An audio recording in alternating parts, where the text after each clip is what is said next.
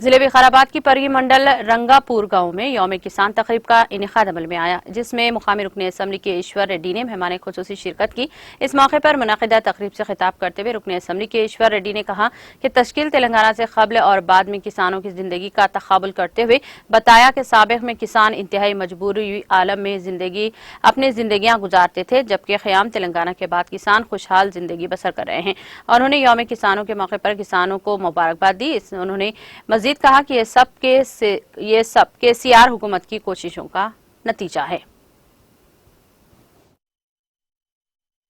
ఎండిన బోర్లు బీటలు వారినట్టు పంట పొలాలు ఒకవైపు మరోవైపు పంటలు పెట్టుబడి లేక అప్పుల పాలై దళారుల చేతుల్లో చితికిపోయిన గతి లేక దిక్కుచోచని దీనైన రైతులు అన్యాయంగా ఆత్మహత్యలు చేసుకున్నారు। మరి వారి కుటుంబాలకు తీరని దుఃఖం మిగిల్చారు। గతంలో ప్రభుత్వం అందించిన అరకొర సాయం కోసం రైతులు ఆత్మహత్య చేసుకుంటున్నారన్న అపవాదం కూడా తెలంగాణ రైతు బిడ్డ ఆనాడు భరించవలసి వచ్చింది। గౌరవ ముఖ్యమంత్రి కేసీఆర్ గారు ఒక రైతు బిడ్డగా ఆలోచన చేసి వ్యవసాయ రంగాన్ని పునర్జీవనం కోసం సమగ్రమైన కార్యాచరణ అమలు తెచ్చినారు।